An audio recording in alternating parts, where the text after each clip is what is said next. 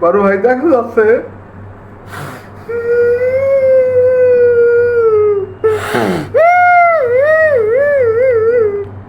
বড় ভাই গো।